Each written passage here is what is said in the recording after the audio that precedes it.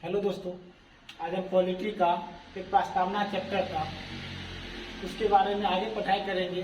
जो पिछले क्लास में हमने देखा था कुछ शब्द था, उसी तरह हम इसमें भी देखेंगे कुछ शब्द जैसे समाजवादी, पंथ निरपेक्ष, समानता, कुछ शब्द है, उसका क्या मतलब है, उसका आम जिंदगी में क्या मतलब है, नहीं है, उसका क्या है, उसके बारे में हम लोग डिटेल्स जानेंगे और समझने का कोशिश करेंगे। जैसे हमने पहला शब्द का मतलब बता दिया था और आज हम कहाँ से देखते हैं सेकेंड शब्द का क्या है, समाजवादी।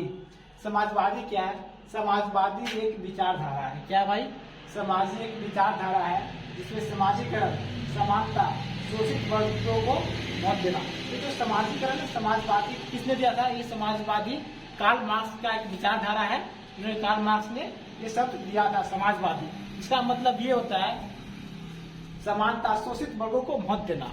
कुछ अल्पसंख्यक वर्ग होते हैं, जैसे कुछ जनजाति होते हैं, उनको हित दृष्टि से न देखना, उनके लिए भलाई करना, उसके लिए कुछ विशेष प्रावधान करना, उसी को क्या बोलते हैं? समाजवादी। महिला हो या पुरुष हो, किसी को भेदभाव के नजरिए से न देखना, एकदम बिल्कुल बराबर आंकना, उसी को क्या बोलते हैं? एकदम कंधे से कंधे मिला के चलना, उसी को क्या बोलते हैं? समाजवादी। उसी तरह एक शब्द क्या है? पंथ निरपेक्ष। क्या है यार? पंथ निरपेक्ष। पंथ निरपेक्ष का मतलब क्या होता है? सार्वजनिक जीवन में धर्म की मनाही। क्या है? सार्वजनिक जीवन में धर्म की मनाही। इसको हम लोग डिटेल्स देखते हैं कि आखिर सार्वजनिक जीवन होता ही क्या है। जैसे आप लोग अभी लेटेस्ट में देखे होंगे, हाल में देखेंगे, क्या क्या आया था? कोरोना आया था। कोरोना काल में क्या था यार? कोरोना काल में ये हुआ था कि हम लोग को वैक्सीन आया था। क्या आप लोग को अच्छी तरीका से मालूम होगा, कोरोना काल में वैक्सीन आया था, तो इसमें ये हुआ था कि आप लोग को ऐसा लगा था क्या कि कोई हिंदू हो या मुस्लिम हो, सिख हो, ईसाई हो, धर्म के आधार पर वैक्सीन दिया गया होगा? ऐसा कहीं कुछ नहीं था ना। सभी को वैक्सीन दिया गया था, बराबर दिया गया था। कभी धर्म के आधार पर किसी के साथ भेदभाव किया गया क्या? किसको कोवैक्सीन दिया जाएगा, इसको कोविशील्ड नहीं दिया जाएगा? सभी को वैक्सीन दिया गया और फ्री ऑफ कॉस्ट दिया गया। इसी को क्या बोलते हैं? सार्वजनिक जीवन में धर्म की मनाही। और क्या है? धर्म के प्रति राज्य की तथाष्ठा। इसका क्या मतलब होता है? किसी राज्य का, बिहार हो, यूपी हो, एमपी हो, राजस्थान हो, किसी भी राज्य हो, किसी का भी अपना धर्म नहीं होगा। सब राज्य का पर्सनल धर्म नहीं हो सकता है। वो राज्य जिस राज्य में व्यक्ति रहता है, समाज रहता है, वो जो समाज जिस धर्म का होता है उसके हिसाब से वो अपना काम संचालन करता है, अपना काम करता है। लेकिन उसका पर्सनल कोई धर्म, किसी राज्य का अपना पर्सनल धर्म नहीं होता है। कभी आपने ऐसा सुना है क्या कि बिहार हिंदू है, हिंदू राज्य है, चाहे यूपी मुस्लिम राज्य है? ऐसा कहीं कुछ नहीं है। उसी तरह क्या अगला शब्द? समानता। समानता को यार हम दो भाग में बांट सकते हैं, प्रतिष्ठा और अवसर। क्या है? समानता को दो भाग में बांटा जा सकता है, प्रतिष्ठा और अवसर। तो हम देखते हैं प्रतिष्ठा क्या होता है। आप लोग देखते होंगे ना, आज से जैसे आप लोग पढ़ेंगे एंशिएंट हिस्ट्री, प्राचीन भारत, फिर मिडाइवल हिस्ट्री, मिडाइवल हिस्ट्री सब पढ़े होंगे। जिसमें आप लोग देखते होंगे जाति प्रथा चलता था, वर्ण व्यवस्था था। जो उच्च जाति क्षत्रिय होती थी उसी को राजा बनाया जाता था, दास प्रथा था। लेकिन अभी आने वाला समय में दास प्रथा है क्या? शायद ऐसा है कि जो उच्च जाति का है वही राजा बनेगा, जो नीच जाति का है उसको जॉब नहीं दिया जाएगा, जो उच्च लेवल का उसको आईएएस आईपीएस बनाया जाएगा, जो नीच जाति का उसको आईएएस आईपीएस नहीं बनाया जाएगा। ऐसा कुछ नहीं है। जाति व्यवस्था मतलब वर्ण व्यवस्था को खत्म करने का कोशिश किया गया, उसको क्या बोलते हैं? जाति भेद, मतलब जातिवाद को खत्म करना। फिर क्या? लिंग भेद। लिंग भेद क्या होता है? महिला पुरुष। क्या भाई? महिला पुरुष। महिला पुरुष, इसका मतलब ये होता है महिला हो या पुरुष हो, आपस में भेदभाव नहीं कर सकते हैं कि तुम महिला हो ये काम नहीं कर सकती, हम पुरुष हैं हम ये काम कर सकते हैं। ऐसा कुछ नहीं हो सकता है। महिला हो या पुरुष हो, तो सब एकदम बराबर समान दृष्टि से, एक नजरिए से उसको हम लोग देखेंगे और देखा जाता है। ऐसा संविधान में कहा गया है और हम लोग चाहते भी हैं, कोशिश ये होता है कि महिला और पुरुष को समान नजर से आंकना, समान नजर से देखना। उसी तरह क्या है नेक्स्ट पॉइंट? व्यक्ति की गरिमा। व्यक्ति की गरिमा, इसका मतलब ये होता है समाज के, क्या है? समाज के प्रत्येक व्यक्ति को गरिमापूर्ण जीवन जीने का अधिकार। इसका सीधे एक लाइन इसका मतलब यही होता है समाज में हिंदू हो, पुरुष हो, महिला हो या फिर पुरुष हो, हिंदू हो, मुस्लिम हो, उच्च जाति का, नीच जाति हो, सभी को प्रतिष्ठित जीवन जीने का अधिकार है। बिना किसी कलंकित किए हुए अपना जीवन प्रतिष्ठित ढंग से हम जी सकते हैं। इसको क्या बोलते हैं? गरिमापूर्ण जीवन, व्यक्ति की गरिमा मतलब व्यक्ति की प्रतिष्ठा। फिर एक शब्द है बंधुत्व। बंधुत्व क्या है? पूरे समाज मतलब पूरे देश, पूरे भारत में एक दूसरे के बीच भाईचारा को बढ़ाना, मतलब दोस्ती का हाथ बढ़ाना एक दूसरे के लिए, भाईचारा बढ़ाना, उसी को क्या बोलते हैं? भाईचारा। दुश्मनी के द्वेष नजर से न देखना, दुश्मनी के नजर से न देखना, दोस्ती का हाथ बढ़ाना, इसको क्या बोलते हैं? बंधुत्व। फिर क्या है? लोकतंत्र। लोकतंत्र क्या होता है? शासन करने का अधिकार। क्या है? शासन करने का अधिकार जनता के हाथों में निहित है। क्या? लोग शासन करने का अधिकार जनता के हाथों में निहित है। हमको इसको हम लोग इस तरीका से देखते हैं कि हम लोग जब मतदान करते हैं, प्रत्यक्ष मतदान करते हैं, तो प्रतिनिधि के पास जाते हैं, प्रतिनिधि को वोटिंग करते हैं, वो प्रतिनिधि फिर क्या करता है? वो हम पे शासन करता है। इसी को क्या बोलते हैं? लोकतंत्र। मतलब ये हम पे डिपेंड करता है किस प्रतिनिधि को चुने जो हम पे शासन अच्छा तरीका से करे। ये डिपेंड किस पे करता है? हम पे। किस पे करता है? आम लोगों पे करता है। इसे बोलते हैं शासन करने का अधिकार जनता के हाथों में होना। फिर क्या है? न्याय। भारतीय संविधान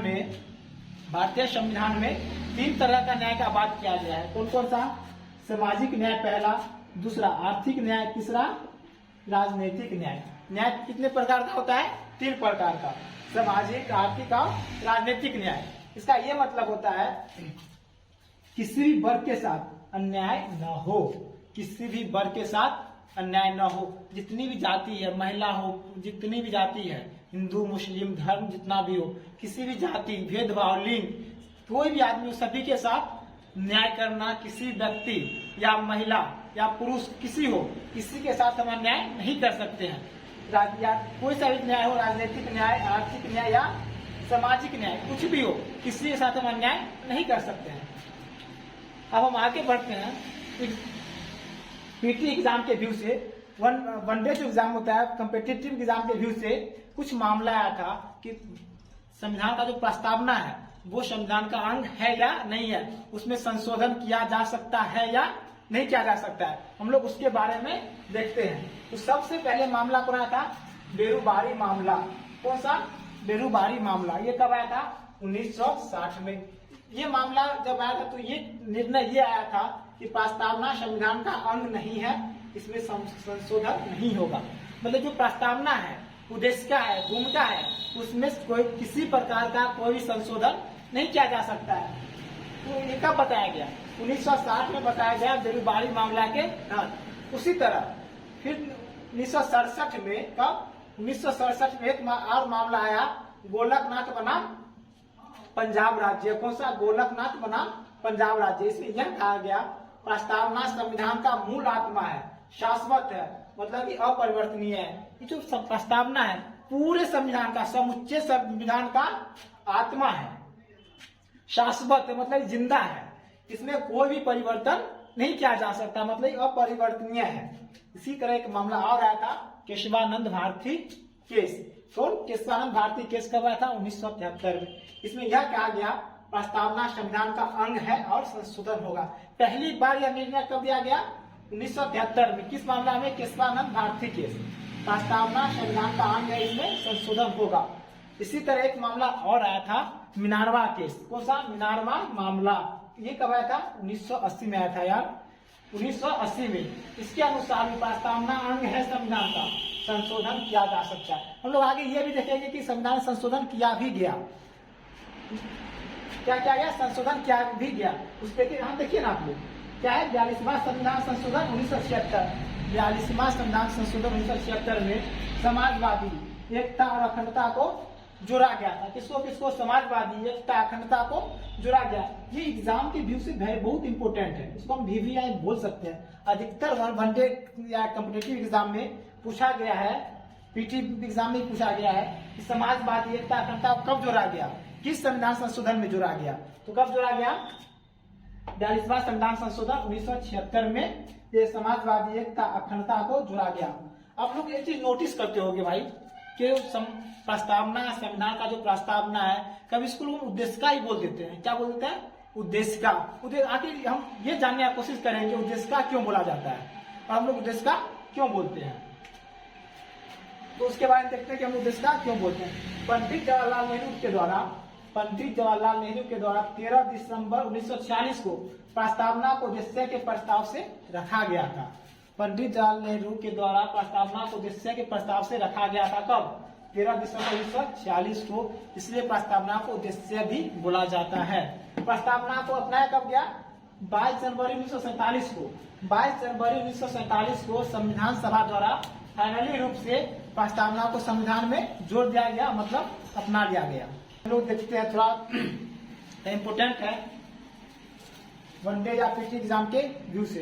अब बहुत बार ही पूछा गया है कि किस व्यक्ति ने प्रस्तावना के बारे में क्या बोला, उसके बारे में हम देखते हैं। अब बहुत बार एग्जाम में पूछ भी चुका है।